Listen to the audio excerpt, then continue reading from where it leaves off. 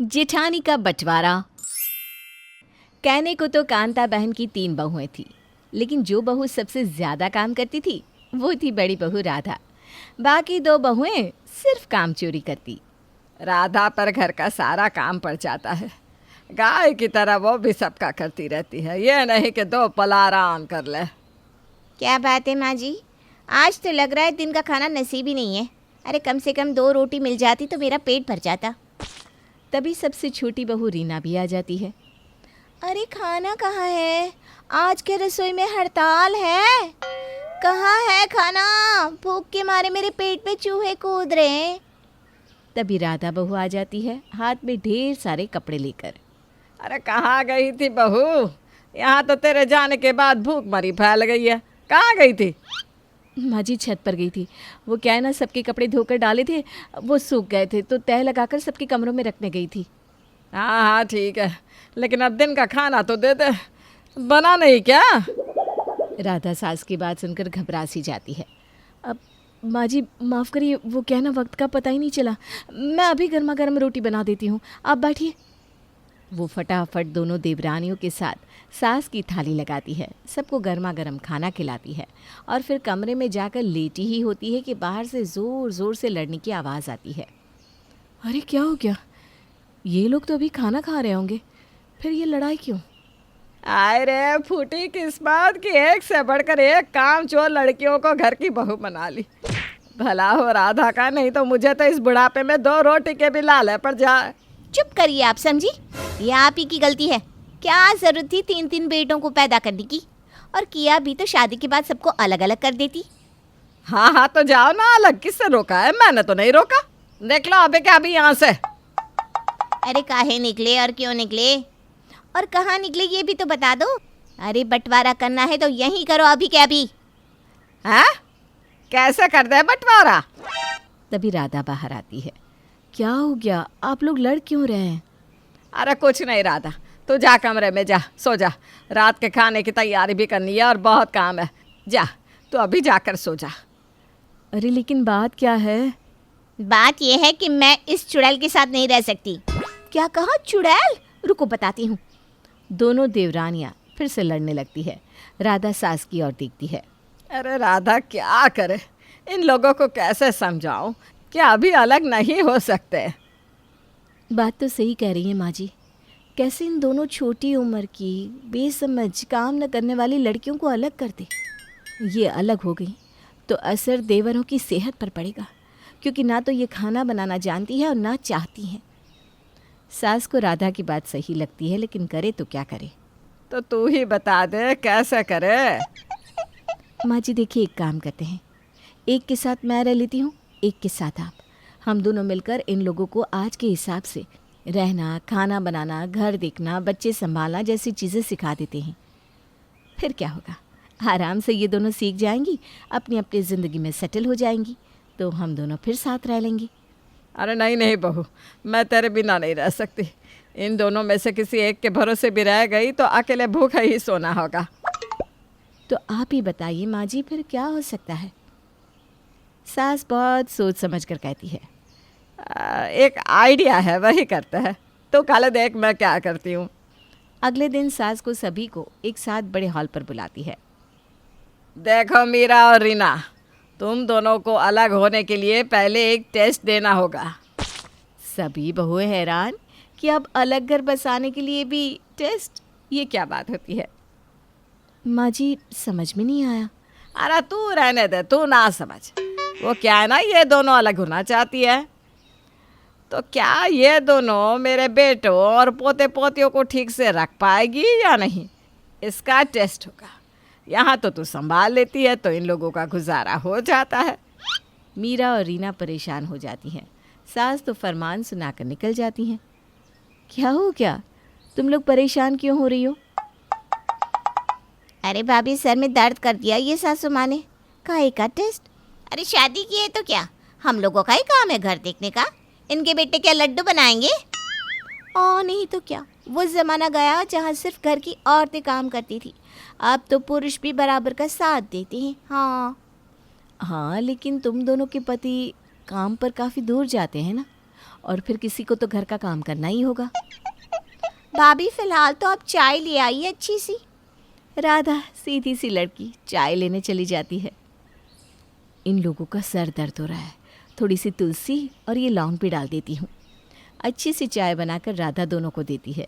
फिर सास आवाज़ लगाती है, मीरा बहू, मीरा, ज़रा जल्दी से चाय लेकर आओ। मीरा हाथ में रखी चाय सास को दे आती है। क्या बात है, इतनी जल्दी? आप ही ने तो कहा कि हम लोगों का टेस्ट होगा। चाय पीजिए और बताइए मैं पास हुई कि नहीं। सास राधा के हाथ की चाय मीरा के हाथ की समझकर पीती है और पीते ही कहती है, वाह मीरा बहू, तुम इतनी अच्छी चाय बना लेती हो, पता ही नहीं था। माँ जी अभी तो आपको बहुत कुछ पता नहीं है। वैसे चाय कैसी लगी? अरे बोला तो अच्छी लगी, अब क्या प्रॉपर्टी तुम्हारे नाम कर दूँ तब मानोगी? नहीं नहीं माँ जी, उसकी कोई ज़रूरत नहीं है। वो क्या है ना, बस हिस्सा दे दीजिए, अलग रहना है। हाँ, अभी सिर्फ चाय पी है, आगे टेस्ट बाकी है। दोनों बहुएं परेशान रहती है कि कब उनकी सास उनसे कोई डिमांड कर ले। तभी सास की आवाज़ आती है, रीना बहू, रीना बहू, ज़रा पैर में तेल लगा दे। सास का ऑर्डर सुनते ही रीना कुड़कुड़ करने लगती है। ये क्या बात होती है? अरे मीरा से तो सिर्फ चाय मांगा था, मुझसे तो पूरे पैरों की मालिश करवा रही है। नहीं नहीं नहीं, मैं नहीं जाऊंगी, बड़ी आई। हाँ, राधा रीना को देख रही होती है। वो समझ जाती है कि रीना को मालिश करनी नहीं आती। अरे तो क्या हो गया, तुम्हें अलग होना है ना, तो थोड़ी कोशिश तो करनी होगी ना। हाँ वो तो है, लेकिन मुझे मालिश करनी नहीं आती। राधा जल्दी जल्दी रीना को मालिश के सारे पॉइंट्स दिखाती है और उसे तेल देती है, वो भी स्पेशल वाला। तभी सास की आवाज़ आती है, अरे क्या हो गया रीना, कहाँ रह गई? दर्द के मारे जान निकल जाएगी तब आएगी क्या?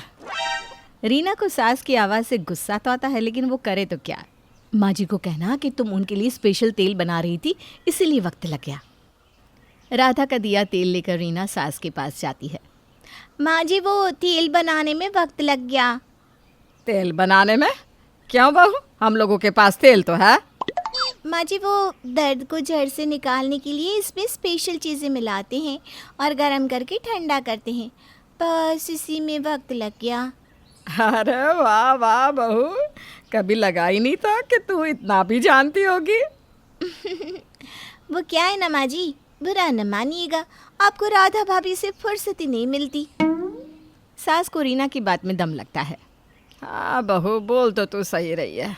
कल मीरा बहू ने भी चाय बनाई थी, बिल्कुल एक नंबर। एक मैं ही हूँ कि कभी तुम लोगों को मौका ही नहीं दिया। वैसे तो अब लग रहा है कि तुम लोग अलग अलग घर में बस कर रहोगी। रीना जो कि चालाक थी। सासू माँ, मैं तो आपके बिना नहीं रहूँगी, आपको तो मेरे ही साथ रहना है। क्यों? सास सोच में पड़ जाती है। क्या हो गया माँ जी, क्या सोच रही है? वो क्या है ना रीना, मेरे खाने पीने की सारी समझ राधा को ही है। वो तुम लोगों से पहले इस घर में रह रही है ना। हाँ माँ जी वो तो सही है, लेकिन हम लोगों को सिखाइए तो सही कि कैसे आपको संभालना है। जैसे राधा भाभी को आपने मौका दिया, हम लोगों को भी तो मौका मिलना चाहिए ना। ठीक है रीना, सोच कर बताती हूँ। रीना बहू बाहर आती है जहाँ मीरा बहू खड़ी होती है। क्या बात है, माँ जी को साथ रखना चाहती हो? अचानक से ये प्यार कैसे? कुछ नहीं, वो क्या है ना, बड़े बूढ़े साथ में होते हैं तो घर में कृपा बनी रहती है। रीना वहाँ से चली जाती है, लेकिन मीरा का दिमाग घूमने लगता है। वो समझ नहीं पाती कि आखिर रीना कौन सा गेम खेल रही है। वहीं रीना फ़ोन पर अपनी माँ से कहती है, माँ मैंने तो सास को मक्खन लगा दिया है, वो मेरे साथ रहेगी तो सारा काम करेगी। वरना मुझे तो तूने क्या ही सिखाया है। रीना की बात मीरा सुन लेती है और फिर मीरा के दिमाग में बनता है एक प्लान, जिसे सोचकर वो ज़ोर ज़ोर से हंसने लगती है। उसे हंसता हुआ देखकर राधा पूछती है, क्या हो गया मीरा? मीरा तो राधा के पैर छू लेती है। दीदी दीदी, आप में मुझे ना एक बड़ी बहन दिखती है। मैं सोच रही थी मैं आपके बिना क्या करूँगी। राधा मीरा की बात सुनकर हैरान हो जाती है। वहीं सास भी सोच रही थी कि ये रीना को क्या हो गया है, आखिर दोनों बहुओं का क्या है प्लान। तो पिछले एपिसोड में आपने देखा था कि कैसे मीरा और रीना बहू सास और जिठानी राधा को मक्खन लगाने में लगी होती है। लेकिन क्यों? वो तो ठीक है मीरा, तुम भी मेरे लिए छोटी बहन जैसी ही हो। तुम्हें कभी भी मेरी ज़रूरत हो तो बता देना।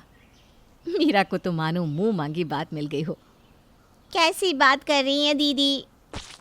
क्या बात है, पहले तो तुम मुझे राधा भाभी बोला करती थी। वो तो समाज को दिखाने के लिए दीदी, लेकिन अब मैं किसी से भी नहीं डरती। मैंने सोच लिया है कि मैं आपको दीदी ही बुलाऊंगी। मीरा अपना डायलॉग पूरा करके वहाँ से निकल जाती है। राधा परेशान होकर घर में घूम रही होती है कि टक्कर हो जाती है सास से, जो खुद भी रीमा की बातों से परेशान थी।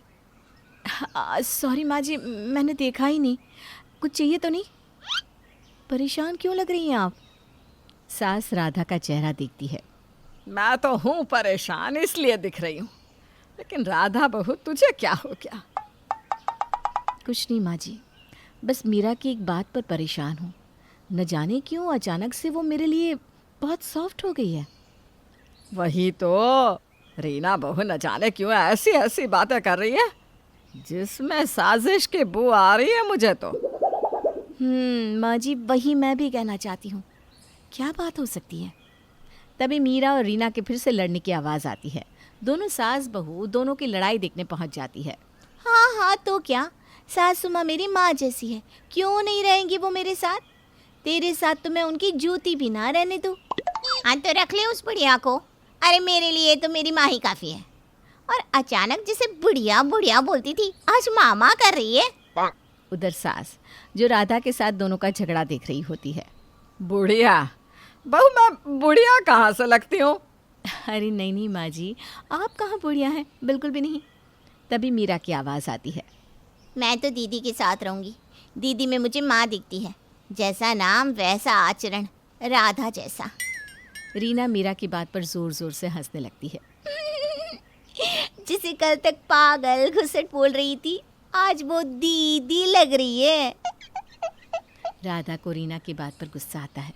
माँ जी, मैं पागल हूँ क्या मैं? अरे नहीं बहू, तूने तो इन दोनों की लुटिया इस घर में डूबने से बचा रखी थी। नहीं तो ये दोनों तो एक नंबर की लड़ाकी है। चलो इन दोनों से बात करें और जानने की कोशिश करें कि माजरा क्या है। तो दोनों मीरा बहू और रीना बहू के पास जाती हैं। क्या बात है, तुम दोनों के प्लान्स क्या है? क्यों इतनी तारीफ हो रही है मेरी और सासू माँ की? दीदी, आप तो हो ही तारीफ के काबिल, तो क्यों आपकी तारीफ ना करूं? क्यों? क्यों? जब सास जिंदा है तो जिठानी की तारीफ करने का क्या तुक है, बताओ तो। हाँ वो तो बात सही है, लेकिन बुढ़िया कौन बोलता था मुझे? अरे तुम लोगों की बड़ी बहन है, मेरी उम्र की है, बढ़िया आई। सासू माँ बिल्कुल सही बोल रही हैं आप। बुढ़िया तो बिल्कुल भी नहीं, मेरी बड़ी क्या, मैं तो बोलती हूँ कि मैं भी आपसे कम से कम 2 ही साल छोटी लगती होंगी। ठीक है, लेकिन ये सब नाटक क्या है? दीदी चलिए ना आप यहाँ से, इन लोगों के साथ हम लोगों को नहीं रहना। क्या बोल रही हो मीरा? ये मेरी सास है, माँ है मेरी। नहीं, वो सिर्फ मेरी माँ है, मेरी। और वैसे भी राधा भाभी आपकी चालाकी सबके सामने आ गई है।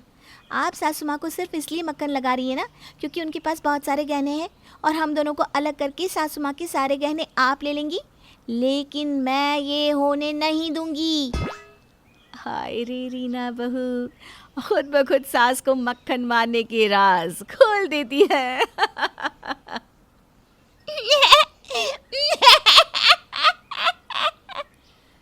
तुझे क्या हो गया?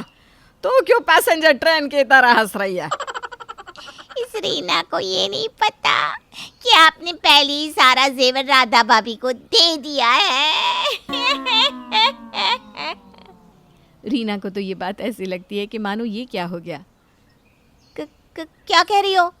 नहीं तो क्या, सारे जेवर तो राधा भाभी के पास है और वो रहेंगी मेरे पास। हाय रे, ये क्या बोल रही हो? तो मैं इस बुढ़िया को क्या करूँगी साथ रखकर?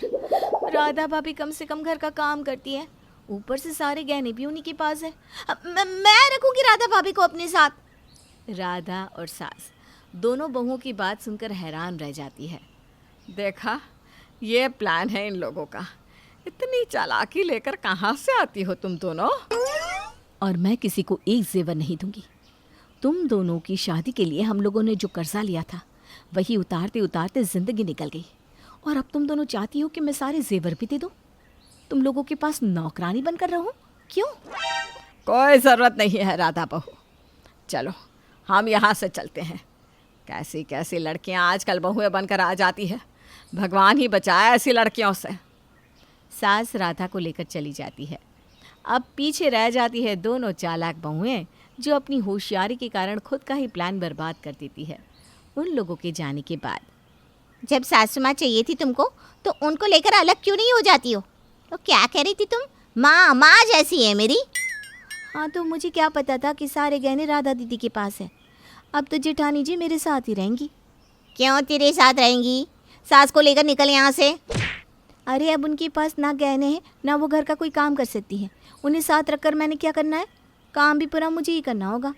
ओए ओए, वाह वाह वाह, इकलौती तुम ही तो रोटी खाती हो, हम सारे तो घास खाते हैं। क्यों? दोनों बहुओं के बीच अब लड़ाई शुरू हो जाती है कि जेठानी किसके हिस्से में होगी। अगले रोज राधा सोकर उठी ही होती है कि दीदी ये चाय पी लीजिए प्लीज़। तभी वहाँ रीमा आ जाती है। दीदी दीदी ये नाश्ता कर लीजिए। सास दूर से देख रही होती है। दोनों एक नंबर की चालाक है, बेचारी राधा को निशाना बना रही है। उधर राधा परेशान हो जाती है। दोनों राधा के आगे पीछे घुमा करती है। दीदी नहाने जा रही है, जाइए, मैं ना बाहर तौलिया लेकर खड़ी हूँ। दीदी आप बोले तो मैं आपको साबुन लगा दूँ? अरे बस करो, दीदी कोई छोटी बच्ची नहीं है। वही तो मैं भी बोलना चाह रही हूँ। दीदी कोई छोटी बच्ची नहीं है जो तेरी चालाकी नहीं समझ रही हो। सब समझ रही है वो। क्यों दीदी? देखो मैं नहा लूँगी, तुम लोग ऐसा मत करो प्लीज़। राधा को परेशान देख सास वहाँ आ जाती है। राधा बहू, चाय नहीं आई अभी तक। तुझे सास वाला लाड़ मिल रहा है, इसका मतलब ये है नहीं कि तूने इतने साल से जो मेरी सेवा करी है वो भूल जाए। माँ जी आज खाना नाश्ता सब बेड पर ही मिल गया, तो आप खुद क्यों नहीं बना लेती खुद के लिए खाना और चाय? आप कोई बुढ़िया थोड़ी ना हो। अरे मीरा ज़रा पैर में तेल तो लगा दे। सास हैरान हो जाती है कि राधा को क्या हो गया। कल तक जो राधा सास के पैरों में गिरी रहती थी आज उसे आंख दिखाने लग गई। मीरा क्या हो गया, कहाँ हो? मीरा मन ही मन हंसती है कि सास और राधा के बीच अब खटपट शुरू हो गई है। वो रीमा को आंख मारती है। हाँ हाँ दीदी, क्यों नहीं क्यों नहीं। वैसे दीदी पता है मेरे हाथ न जाने कितने वक्त से खाली है। कांच की सस्ती चूड़ियाँ पहन पहन कर मेरी कलाई छिल गई है। दीदी हमेशा के लिए नहीं, कम से कम कुछ दिनों के लिए ही सही सासू माँ की कंगन दे दीजिए। अरे हमारे पति भी तो उन्हीं के बेटे हैं ना। सास मीरा की सारी बात सुन रही थी। राधा तो बोली है, इन दोनों दुष्टों की बात में आ जाएगी और सब कुछ लुटा देगी। मुझे ही कुछ करना होगा। हाँ हाँ मीरा क्यों नहीं, बिल्कुल। तभी रीमा भी आ जाती है। दीदी पता नहीं क्यों उंगलियों में दर्द हो रहा है। 2-4 तौले की सोने की अंगूठी मिल जाती, पर कोई ना। लाइए दीदी मैं आपके पैर धोकर पी लूँ, प्यास लगी है। राधा रीना का ये रूप देखकर भावुक हो जाती है। मेरी दोनों ही देवरानियाँ मुझसे कितना प्यार करती है। मैं अभी सारे के सारे गहने इन लोगों को दे देती हूँ। सुनो तुम लोग, मैं ना सास के सारे गहने तुम्हें दे रही हूँ। मीरा रीना को आंख मारती है। पर दीदी हम लोगों की बूढ़ी सासू माँ वो। राधा को अपनी सास के लिए बुराई अच्छी नहीं लगती। गहने चाहिए ना ले लो, लेकिन सासू माँ के लिए गलत शब्द मत बोलो। सास राधा की बात सुनती है। बेचारी राधा कितनी सीधी है, क्या करूं कि इन दोनों की हकीकत राधा के सामने आ जाए। वहीं राधा गहनों का पूरा डिब्बा मीरा और रीना के हाथ में देने ही वाली होती है कि सास बीच में आ जाती है और गहनों का डिब्बा खुद ले लेती है। देख राधा, ये मेरे गहने हैं, मैंने तुझे कुछ दिनों के लिए रखने के दिए थे। ठीक है माँ जी, रख लीजिए, मुझे कुछ नहीं चाहिए। ऐसे कैसे नहीं, पागल हो क्या तुम? नौकरानी की तरह काम करती हो और बेवकूफ़ों की तरह हमारी भी खिदमत करती हो। रीना सास से गहनों का डब्बा खींचती है। मैं बोल रही हूँ ना, ये सारे गहने मेरे हैं, मेरे। तभी मीरा रीना से वो डिब्बा ले लेती है। पागल समझाए क्या? पागल नहीं हूँ मैं, समझी? यहाँ लेकर आ। दोनों बहुएं आपस में लड़ रही थी कि सास बोल पड़ती है। गहने चाहिए या राधा? दोनों एक साथ बोलती हैं। राधा का क्या हम अचार डालेंगे? गहने चाहिए हमें सिर्फ। ये शब्द सुनकर राधा हैरान रह जाती है। कल तक जो उसकी तारीफ कर रही थी, आज गहनों के लिए उसकी बेइज्जती कर रही है। माँ जी, मुझे कोई गहने नहीं चाहिए, मुझे मेरा परिवार चाहिए। ये लीजिए गहने। सास को भी न जाने क्या हो जाता है। मुझे भी नहीं चाहिए, ले लो गहने, दोनों बांट लो, लेकिन आज के बाद तुम दोनों मेरे दरवाजे खड़ी नहीं होनी चाहिए। दोनों बहुएं अब समझने लगती हैं कि उन लोगों से बड़ी गलती हो गई। वो दोनों सास और राधा से माफ़ी मांगती है और आगे से किसी भी गलती के ना होने का वादा करती है।